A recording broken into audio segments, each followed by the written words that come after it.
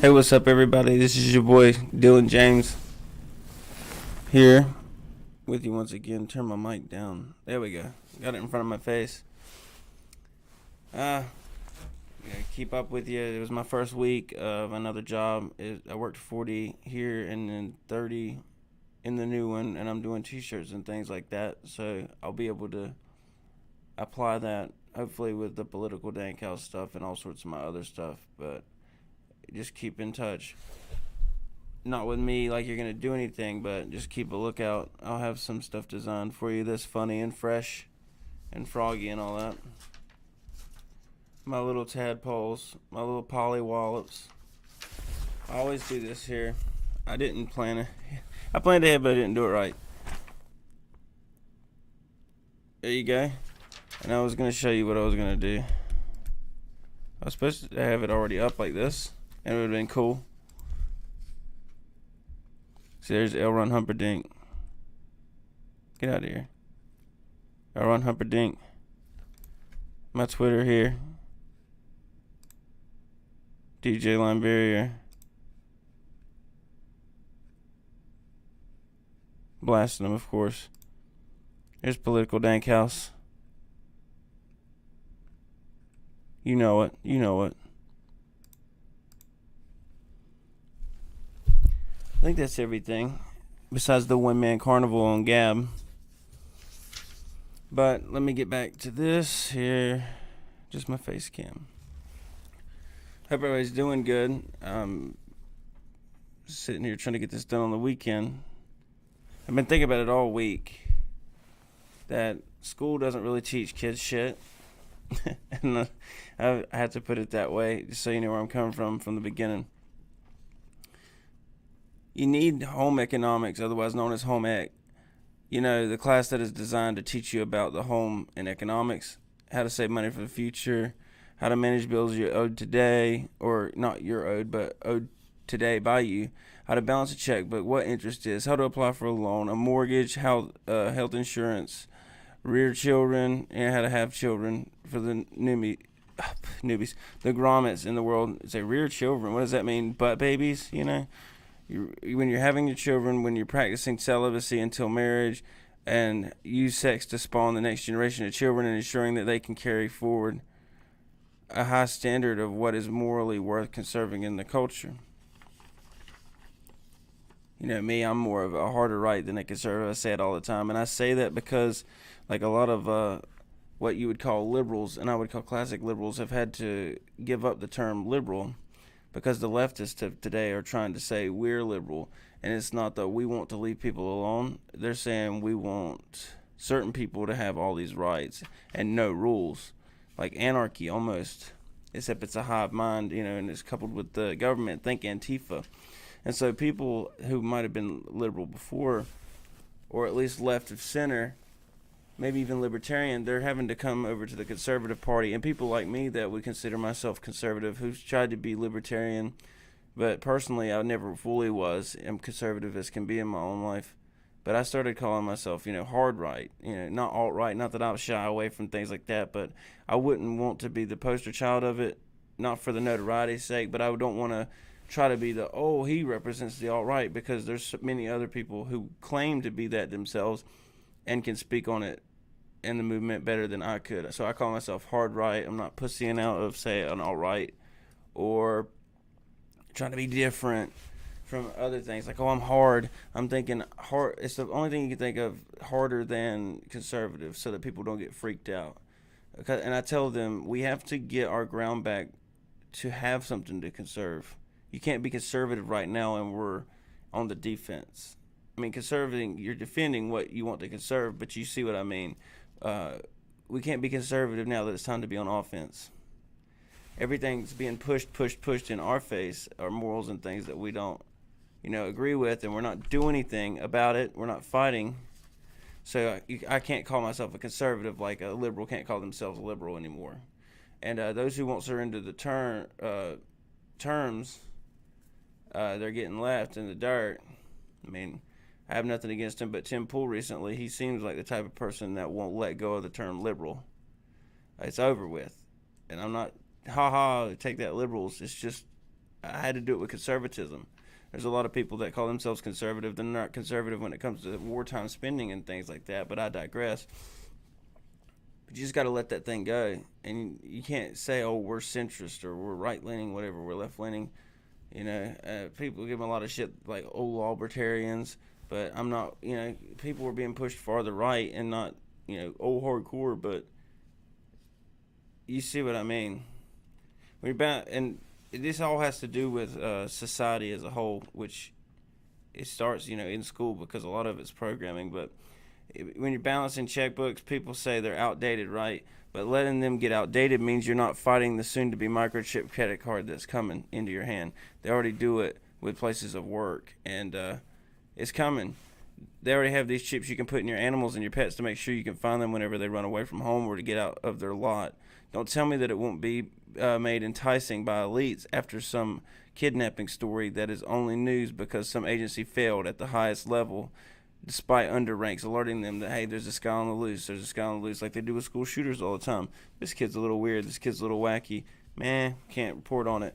They've got a Hispanic sounding last name, we don't want to get in trouble. It's a product of a single black mother home, or they're gay or they're trans, like this in Colorado recently. We don't want to give them a bad name. They never do that with whites, and this isn't an oh poor me. This is dangerous type of thing.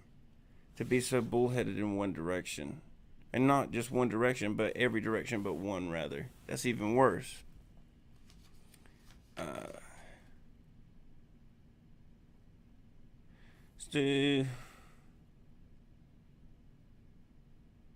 Yeah, I mean, it's going to be enticing as can be to say, oh, your kids. What happens if your kids are kidnapped? If there's school shooting, don't you want your kids to be able to tell you where they're at, even if they don't have their phone? You'll be able to tell because you'll have this information with a microchip in their hand and blah, blah, blah, blah, blah. And you'll be able to see your vitals and things like that. You think that it's only for the government, your parents to track you? And students should be taught to revere their duties in life and respect their family, which will give them a better chance of carrying that outlook into extended friendships and relationships. They should be taught self-reliance and how to cook, I think, in school. That goes for all humans in school. Not patronizing women. I did my senior project on culinary arts. Dumbasses. It was about utilizing my mentorship in ways of cooking and using it to serve the food to whom it made the most sense to receive it. It was downtrodden people, and not that I'm feeding addiction, but drug addicts, people getting off drugs and things like that. And I thought, it's just rinky-dink, something to, he's cooking. But I tried to use it in a way that was humanitarian in a way. And if you had more things like that, you'd be developing, love, as in not hating, not I'm in love with you type thing, but love for your fellow man. You'd understand human empathy and suffering, things like that. And you'd be taught how to be self-reliant, because if you can serve and give nourishment and cook for other people, you'll be able to do it for yourself by default. Returning to the money management part, I would like for children in the young blossoming adult stage, as they would call it, to be taught how to file their taxes. In high school, as a senior, you're a few months from being out on your own at 18 years old in a lot of people's cases. You are legal by the numerous measures and will be treated like an adult immediately the day it turns to your date, right? Not even, I was born at 6:10 p.m. at night. I don't get it. Everything's when it rolls over, because the government is on the date, that's it. So they don't even wait. You can get fucked up by the government for one mistake in filling out your forms. We all know this. It's so overwhelming. You look at it and you're like, I don't want to mess anything up. I don't understand how this works. Yet they don't teach it, as they push for more codes and higher rates of interest on your labor at the hands of an entity that has the monopoly on brute force, which would be the government. These are the same people who run the outlets of education, by the way. So the same government that is forcing you to do these taxes and saying it's the most important thing. You can be jailed, and if you don't comply, we'll shoot you. They have the monopoly on force, and then they're also running these educational programs, but they're not giving you the solution to the problem, so to speak, problem of taxes and, this is a responsibility. This is expected of me. At least with a parent, they love their children enough, and they're not like the government estranged, and it's not literally their child as much as, what's her name, Ramsey, the black lady on MSNBC, that says we want the whole people to know that kids belong to entire communities and not just this private idea of family units. No, it's the family unit, and your family should be teaching you because they have a vested interest and they created you for you to succeed, for you to know that when you say there's consequences for not paying your taxes, that you'll also offer them a way to learn how to actually do those taxes so that they don't get destroyed. I think it's doing people a disservice. And I know that not everybody's going to get their door kicked in, but I'm talking about when they could have saved money, saving them stress, not getting screwed out of having somebody to have to do it that's a specialist, or even knowing where to get help for this someone that specializes in taxes. Sex ed, when it comes to sex ed, I don't think it should be taught in schools in a sense, but marriage and monogamy should be how to raise kids and stay together once you're married. I'm in the camp that treats sex like drugs, in that opposition or showing children it's like sex is like drugs, in the fact that showing children how to do something that's taboo just to tell them to not do it is proven to work in the opposite of the desired result on numerous people.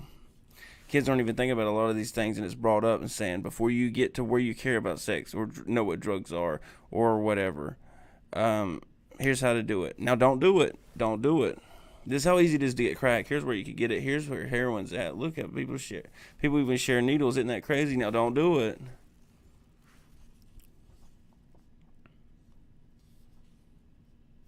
In middle school, 6th grade, you need a physical to play sports on a sports team, but it doesn't mean you need to know how to have sex with the organs that are being checked for their vitality or their safety, whatever.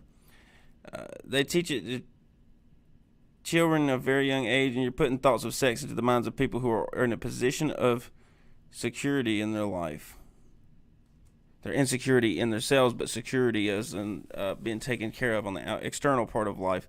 So what you're doing is you're giving these thoughts to people that are financially taken care of by their parents or working or what have you. They have nothing but time on their hands because they're too young to legally work in numerous places, don't have a license, don't have all these other things. And the schoolwork, once they get it done, that's all they got to do. If they get to hang out with the new information they've learned in prematurely taught health class, it's a recipe for disaster.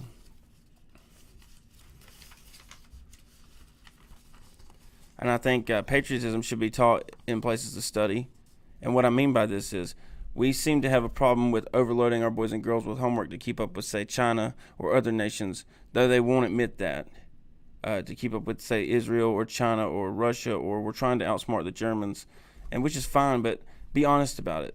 And don't overload our kids to try and keep up with someone who has a system that works, and we haven't figured our system out that works while we're trying to work more hours instead of how to work harder. We're trying to work harder instead of smarter. I mean, couldn't get it out. So they want us to work harder, but they're not trying to find ways to revamp it to where doing what we would do now is worth even more. Just add more to it. Just add more to it. And you're going to piss kids off and make them not like learning. And it's just a mess. But it's to compete with other countries, and they're not teaching alongside this why America is worth representing. You know, they say we got to be the best, we got to compete, why do we have to compete? Why do we have to butt heads with China? What makes us have to fight China? What makes us not on their side in a sense? What makes us different from our competitors? What is worth representing that we think is better in our work ethic and how it's different from our competitors? I have a problem with how these classes are set up as well. They never have applicable experiments to give hands-on challenges instead of memorizing an equation or an acronym that somebody made or came up with years ago that you have no affiliation with. You can't look at Einstein, who, I'm suspect on, but you can't look at certain things and just say, there you go, get it. You need hands-on for a lot of these things, and at least trades, which I think are more important than quote-unquote knowledge.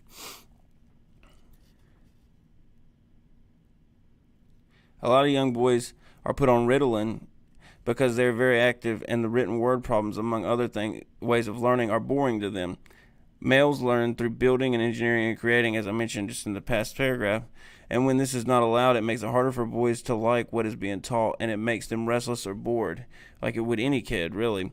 And instead of incorporating different strokes for different folks, they just take the boys and the girls, really, if, the girls intuitive or bored enough to where, oh, I already know this, or I kind of get this isn't really interesting, who are bored, and they hop them up on drugs that will alter the mind and remap the circuitry of your brain over time and irreversibly, already at a young age. And you want to talk about them trying to give them gender dysphoria.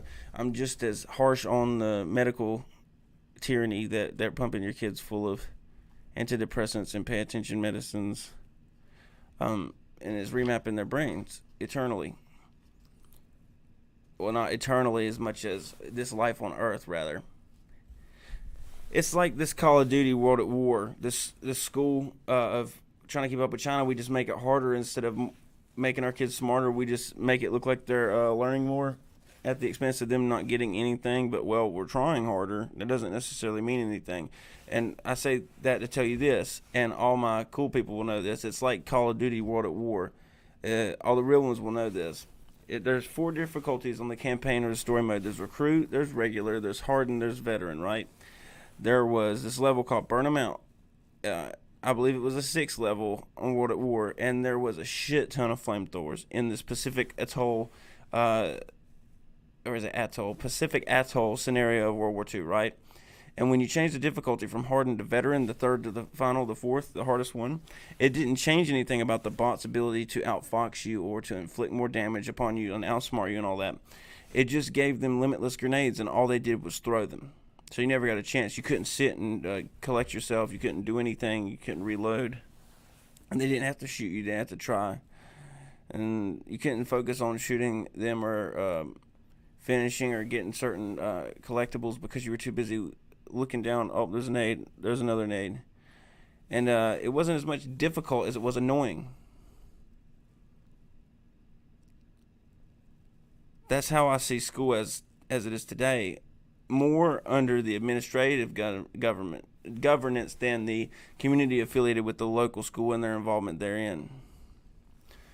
All they're doing is adding more to them, like I said, with the grenades. Instead of making something more challenging or more interesting to where you can learn more, you'd want someone to want to learn it. And that's how most people are going to learn things. Most people I teach, if it's music or something, they learn theory and stuff, which is something you wouldn't learn without loving music, because it's a bunch of math crap. And you know how crazy math can be when you're sitting there and don't like it. And so there's a lot of things that people are hobbies that they're good at. They're naturally born to like that, in my opinion, and that's what makes them more quote-unquote naturally able to do those things, because they've got a knack for it. And that's how you should have that applied to teaching as well. I hear my coat that I got after a week of working. It's a new job. It's pretty stylish. And I liken a lot of today's teaching methods in school to appeal of a weak Christian pastor. What do I mean by that? For the example, a weak Christian pastor, as in the pastor of a faith, or the Christian faith who is weak himself, not that Christianity is weak as the whole, but a weak Christian pastor. You are there at church like a kid in these schools, right? And you're supposed to be, you're being taught, you're being informed, and you're not being challenged. You're being quoted at, and you're not being talked to, but you're being quoted at. When someone really loves to profess their beliefs of religion or political nature, they design a plan around their thoughts or a particular quote idea to fully convey the message they're trying to drive home. They don't just span definitions at you and hope that you just get it or develop an affinity for that view immediately, all just because somebody said something right. No hurdles to jump, nothing to come over, to have to mentally jump over and say, that was a lesson hard learned, or I really needed to focus on that to figure out how to fix that problem, and now I won't forget that thing or when that problem comes up again. Or a building block in your ideology, you won't have to remember, even with like a math formula, you won't have to remember how to subtract and add. You'll be able to do stuff like that very quick by the time you're up in multiplications and you're doing these full equations. You can start worrying on stupid stuff, stupid stuff like variables. People say, "Oh, letters in math. Oh God, you can worry about stuff like that because you're not worrying about what was ground into your head because you had experienced it and associated it with trying really hard. And man, this was something difficult to learn. You'll never forget some of those things that were hard learned. And so there's no hurdles to jump, for someone that's a weak teacher or even a weak pastor, like I'm trying to say. When someone really loves that profession, they'll want people, is what I'm saying. They'll want people to want to learn it, and they'll try to make it easy. Not easy like, here's your homework, you can copy it and paste it and find the answers on the internet, but easy as in how someone makes someone in driver's ed feel comfortable in driving a car. It's not the end of the world. You're not about to wreck. You're not going to kill someone. They're just at ease doing something, and it's better to have them at ease so that when things really happen in life, they'll be able to apply these things that they've learned and not think about it. The same thing with the military, a more extreme example. That's why they're used to being yelled at and waking up and, being spazzed out, is because when the shit actually hits the fan and there's bombs going off and shells and mortars, they don't have time to break down and freak out. They need to be able to communicate quickly.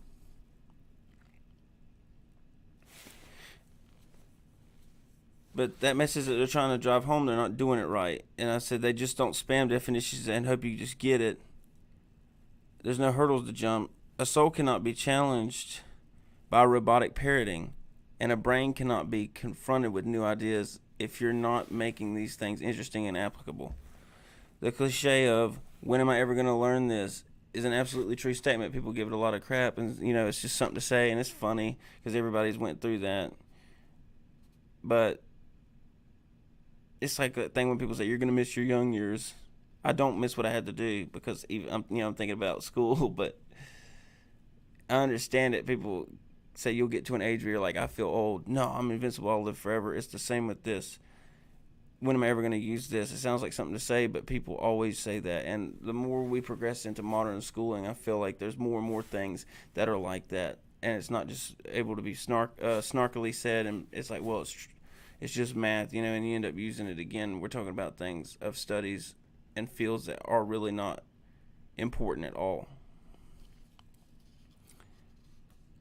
This doesn't even involve getting into things of degenerate behavior that I see creeping into the schools, these safe spaces, and forcing children to watch CNN among any channel, but CNN, and try to get their elementary worldview to understand what a migrant crisis is and when they think it and what they think about it and how does it affect them as third graders, right? They're just going there to learn ABC.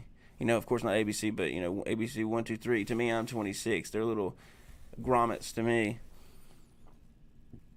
First of all, it's good to see that CNN not only pays to be in every airport, bar, bathroom, and gym. It makes me laugh.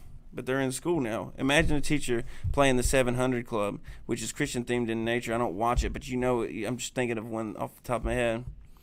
Someone would probably shit a brick and then donate it to the building of a new school because the protesters had burned down the old school before a 30-minute airing could be broadcast.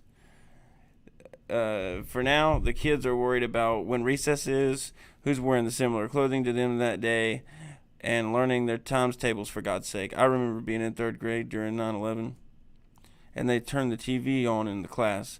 I'm not sure if it was because the teachers wanted to watch it and we were just there, or if they thought that our little pea-brain third grade input was going to turn back time or illuminate key points of the situation, come up with some solution. I didn't even know, there's a place called a World Trade Center. So, and that's not just being a young person. I was from North Carolina, but I was in third grade. You don't learn geopolitics like that until, later in life. And it seems that kids are being targeted. Well, what I'm saying is, before I go off on that rant, is my third grade input wasn't going to eliminate anybody, and I don't think it scared me or scarred me or scared me or anything like that. But I just didn't understand what was going on. I was overwhelmed in a sense, not scared, but it's like I don't get this. It's like when parents say, "Well, not all the money you see on my check is of $800 is actually $800 because it's got to go to the taxes, it's got to go to our electricity bill, our groceries, or whatever, and I really only end up with $150. But why? When you're that age, you're asking questions like that. So what the hell are you going to do about a terrorist attack? I just thought it was really odd to put that type of subject onto a kid.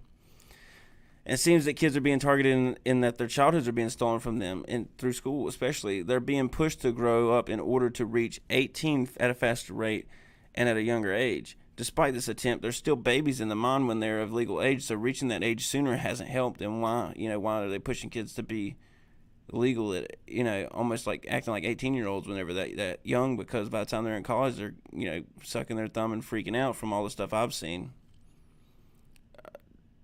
They're making kids worry about the abortion debate or gay marriage or building the wall as a teacher-led discussion. I'm all for kids bringing things up and then being discussed, and I know their parents talk about it and they hear things like that. But schools all around, and I'm talking, and I've taught at colleges too. I have. L. Ron Humperdinck here. It was once instructor L. Ron Humperdinck. Okay. They have etiquette where the teacher instructor does not bring the subject up themselves. That's the thing. So you could talk about it, but the person has to raise it themselves.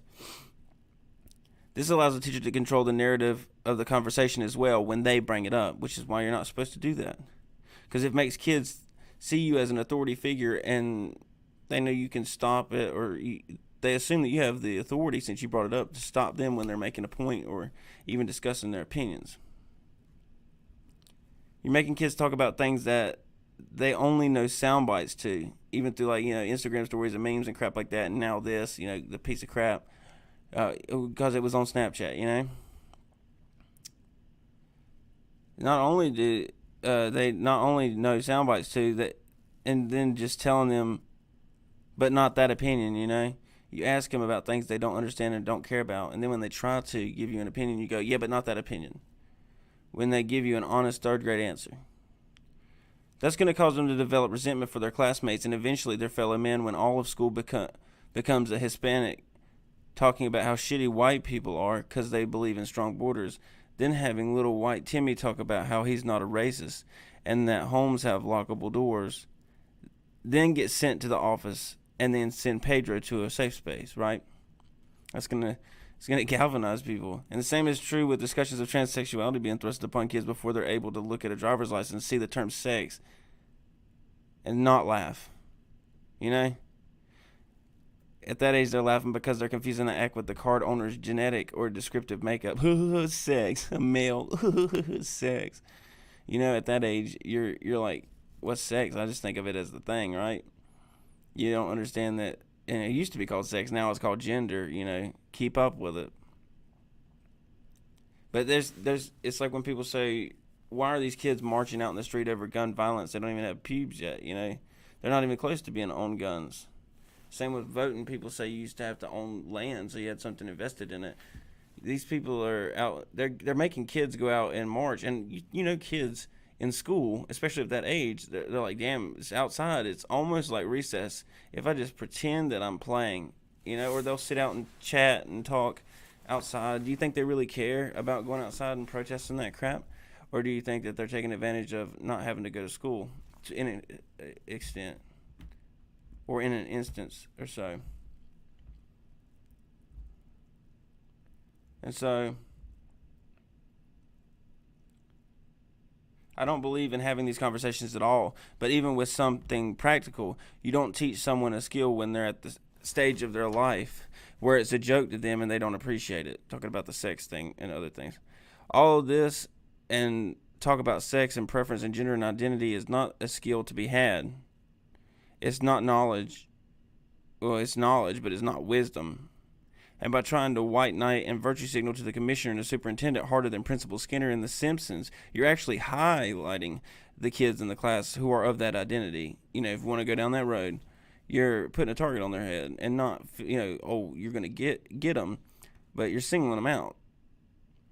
It's like, it reminds me of the way Christians handle giving to others. When you help somebody, you don't talk about who you help because you're bringing the person into the light so that people can find out you're, quote unquote, doxing them and letting the world know that they were in trouble, which could be embarrassing to them just for the sake of proving that you did that. And it's really a selfish act on yourself because you're trying to use someone else's suffering just to beat your chest and say, look, I helped him.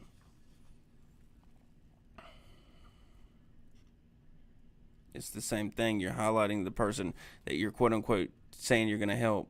Well, we have a new safe space today in class because Petro is feeling like a girl / feeling like a boy, him, Z, whatever. And then everybody's going to look and say, what the hell is all that? And then he's going to be the pariah. And you're going to be doing to him what you say is the problem. And not to mention if he's on drugs, like Adderall or Ritalin or other things, making him not as empathetic and easier to snap and things like that. On top of, even if he really does have that stuff being pumped in his head, or even if he thinks he is, on top of that, with all the dysphoria with the drugs, it's not going to be good. This causes kids who would otherwise wouldn't have an opinion on the matter or even know of its existence, like transsexual and Bruce Jenner and shit like that, to think about that person in a new way, the classmate that thinks that way. People look at him in a new way and often detrimental to the cohesion of the classmates, which is going to make it harder to learn. Funny how there were safe spaces in college before there were in elementary schools. Pitiful. I guess they're trying to premeditate the hard right correction we will experience in Gen Z due to their fatigue of being pelted with propaganda. And so they're finally bringing the safe spaces all the way down to elementary. Maybe we could get them before, I can't remember who it was. Maybe I think it was it was like a pharaoh or something, right? But he was like, we'll kill all the kids just in case. Or, it's not Pharaoh, but, through him. It's like Satan. Satan was killing everybody all the way up into Jesus' birth because he was trying to find out who the Messiah was and trying to kill him before he could get there. That's what this reminds me of. They're trying to brace for impact for a really hard overcorrection of right wing that's coming by trying to get the kids young, and it's just going to piss more and more people off. Their attempt to brainwash them back it's making them more restless and pushing them harder right than a correction would normally be. But you're not going to hear any gripes from me. Bring that fine ass over here to me, I say to the Overton window, which is coming my way. All this mollycoddling is not going to save you when society collapses or until then when the winter gets cold. All these whack millennials and cringe boomers, baby boomers, Gen Xers, whatever, everybody can get it. The quote-unquote hate. No, I'm not talking about violence. They can all get the work. They love to quote, winter is coming, when it's a TV show. Like there's some damn Viking living vicariously through the TV, or some actor. But they never apply it like their ancestors had to do to survive in general. They weren't worried about faster internet or the newest iPhone back then. Winter is coming wasn't some damn slogan. It made people tough.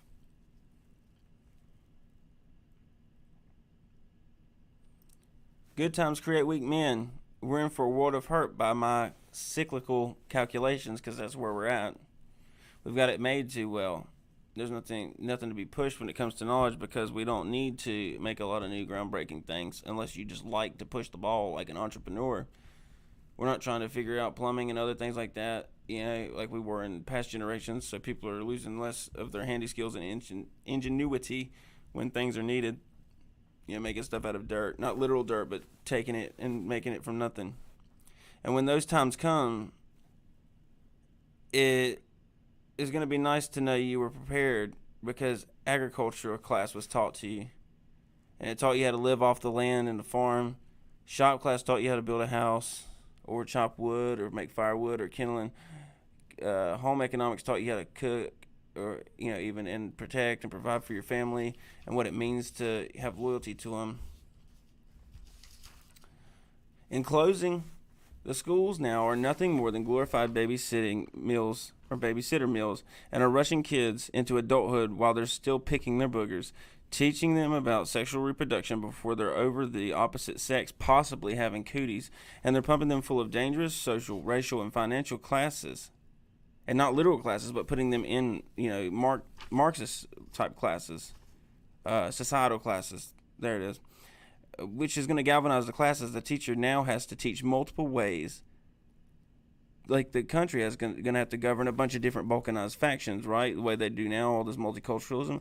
The teacher is going to have to teach multiple ways to appease the balkanized room instead of their way, and the kids follow their way. And that's all I have to say about that. There's a lot I could say and a lot of stuff I could get into about how they're pushing things in school that I think are detrimental, if not just worthless, but detrimental to society. And I'll get into that maybe in another video, but I want to know what you guys think. You can follow me, Political Danqhouse, here on YouTube. Instagram I'm very active on, for as much as I can now that I'm working all the time. Political Danqhouse. On my Twitter, my personal, at DJ Line Barrier. You can have at political_dank. They cut us off like a tadpole losing its tail. And I noticed they didn't even have the freaking stream up. Look at this. Look at this. This is L. Ron Humperdinck, see? Political_Danqhouse on Instagram. Here I'm on YouTube. Political Danqhouse. I appreciate all y'all for your constructive criticism. Trying to help me figure out how the mic works and what my sound would be. And equalizing it. My Twitter, personal, at DJ Line Barrier, LINEBARRIER. That's me. And I'm gonna leave this out here. Tell me, guys, what you think about school, and I'm not just coming at it for somebody of, oh, I hate it, but I think it can operate a little better. I think you need more trade schools. I feel the same about universities. I think where it's at is where I learned, in a community college, where there wasn't the uppityness of it, and you still had to prove yourself. But that's about all for this. Let me know if there's anything you have to add to the conversation about how we can equip this next generation for the hard times to come. This is Dylan James with Political Danqhouse, and as always, hop to it.